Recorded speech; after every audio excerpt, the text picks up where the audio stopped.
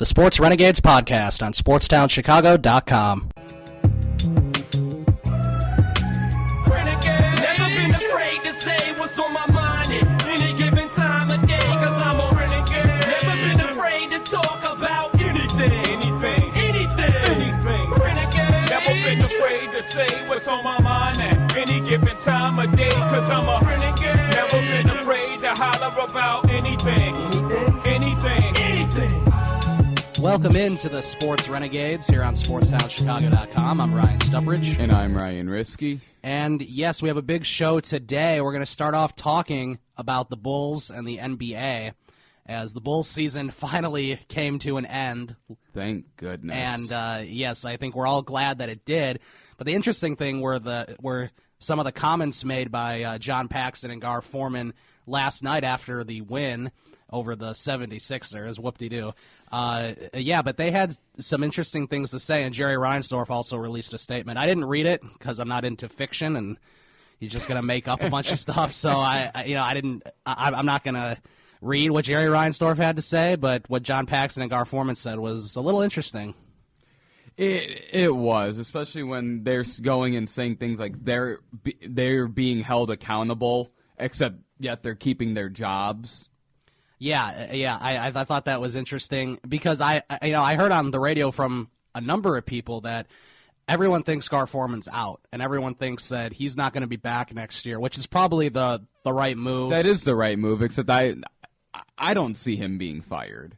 I mean, it has to be the right move because John Paxson's not going to go anywhere, and I mean, who knows if he's even the brunt of all these problems. I wouldn't necessarily say he is. I mean, he's been with the organization a lot longer than Gar Forman has. Right. Yes, I think Paxson's been there since maybe 03, 04. He's been there a very long time. So, in other words, he's not going anywhere. No, I wouldn't think so. But it's very interesting, just some of the comments that they said. They didn't rule out that Jimmy Butler could possibly be traded, so that's always a possibility. I know that the Celtics are interested in him, because they need like one more good shooter for them to be like a top 2 seed in the East next year, along with the Cavaliers and stuff.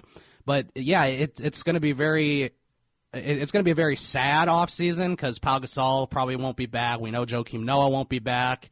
Well, I don't know. You can't rule anything out with these clowns running the team.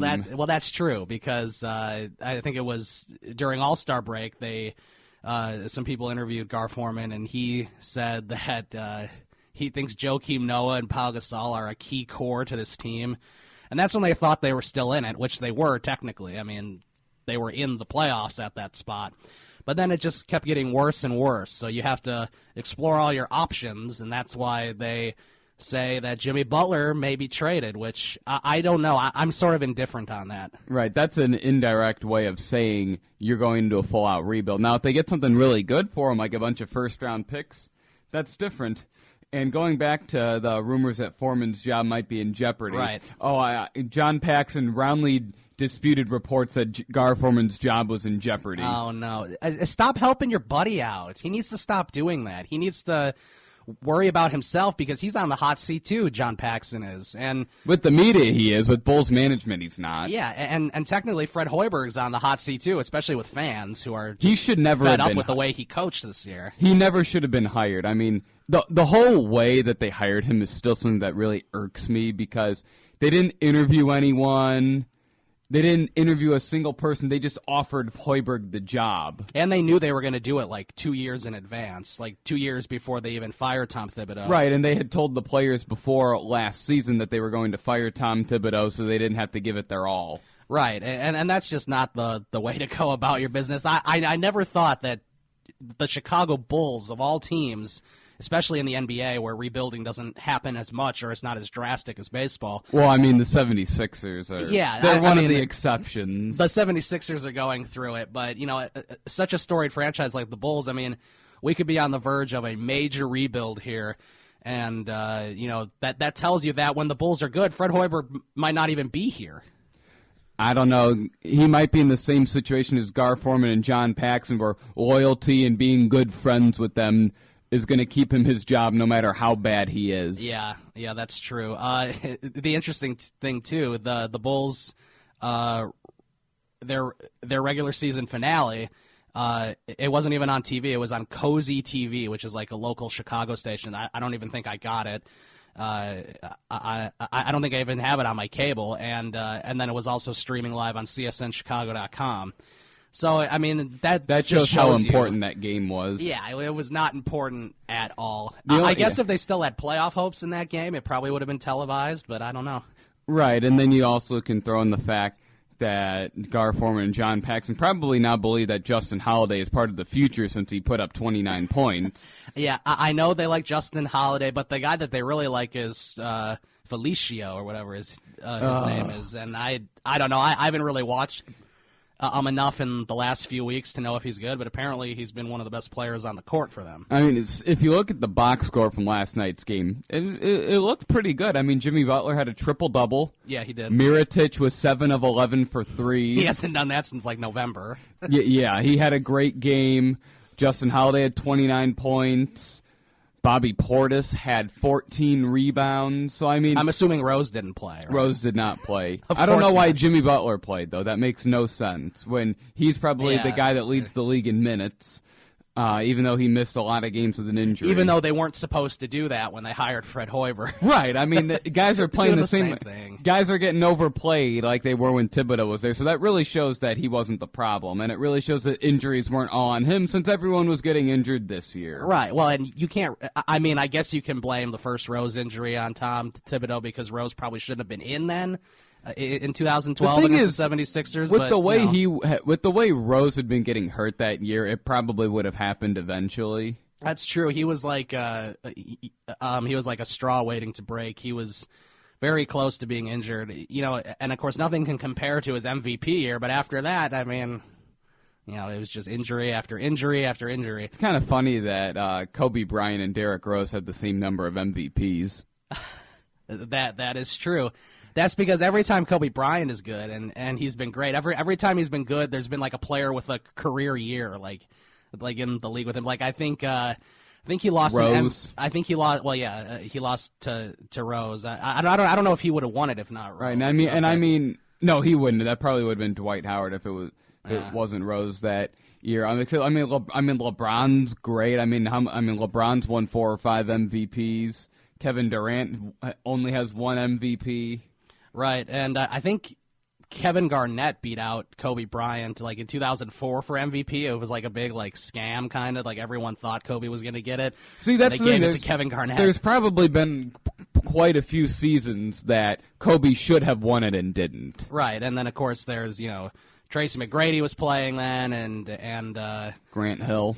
Vince Carter and Grant Hill, Steve Nash, I think won an MVP. Steve Nash has 2 MVPs. Yeah, and so it's just those players just were a little better than Kobe for those specific years. But I mean, overall, there's been nobody like Kobe, and it was just so fitting for him to go out with 60 points, scoring 60 points, and then going off in the fourth quarter and bringing his team back to win the game. Not that it mattered, but I mean.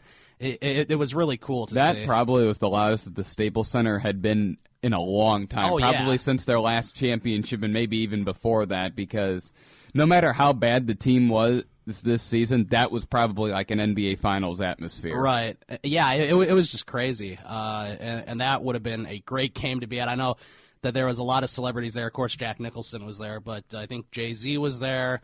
And Kevin Hart was there, and there's a couple other people there. So I mean, it was really cool. Do you want to guess at how much money the lowest ticket price on StubHub was for that game? Oh man, I would say the lowest ticket. Does that include standing room only? I think what I read was a seat, Okay. or it was either seat or I think it was to get in the building. I'll say like $600. $877. $877. I think the average ticket price was like $1,500. It's getting close to $1,000 there just to get one seat. But yeah, that's pretty crazy. But when you think about it, I mean, he's been like the generational guy right now. The Lakers may never have a game like that with ticket prices soaring that high. Even for the NBA Finals, it may never be that way again. Right. And then let's take a look at the standings right now in the Eastern Conference. Everything is set for the playoffs, which I think start this weekend. I think they start Saturday or Sunday. Cleveland will take on Detroit, And I don't know if you remember, in 2007, they had a classic matchup. I think that was the Eastern Conference Finals in 2007 between the Cavs and Pistons, and the Cavaliers won. I think LeBron James in the clinching game scored like 42 points, and he had like that massive dunk or something. And then they went and got swept by the Spurs. Yes, they did. But, yeah, they're going to be playing Detroit. Toronto plays Indiana. That's kind of an interesting matchup to me because if Paul George can start to play even better than he's already been playing, Indiana to me interesting.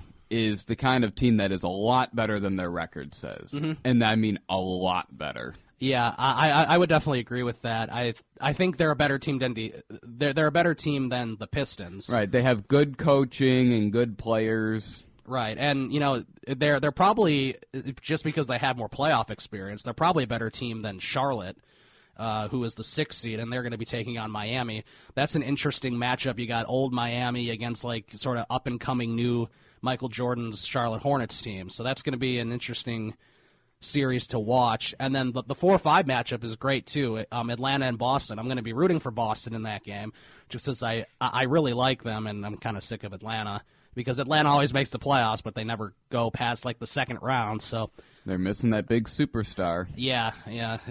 Which Boston kind of is, too. I mean, I know Isaiah Thomas has been tearing it up for them this year, so that's why they want Jimmy Butler. Right. And I have a feeling they will give up what they need to get him. Yeah. And that's an interesting thing for the Bulls, because they could get a lot of nice things in return for Jimmy Butler. The problem is you're sort of in rebuild mode then. And then you wonder if they could probably get a package involving Jared Sullinger and Yeah. maybe a first-round pick or two. They definitely could. Although- Well, we'll see if they try it. Yeah, That's we'll the see. thing. Bulls management might be settled for a couple of second-round picks. Maybe and then they'll say just they keep got the a great same deal. team that they had this year. They'll keep it for Re-sign next Noah year. and give Yeah. Pau Gasol the $20 million a year that they Yeah. reportedly are prepared to offer him. Yeah, why not, right? Before we end this NBA discussion, taking a look at the Western Conference, Golden State got to the coveted 73 wins, so they beat the 95-96 Bulls record of 72. It's not really a big deal. We kind of expected it for weeks now. That's so. such a smack in the face to the Bulls that this is the 50-year anniversary of the team. Right.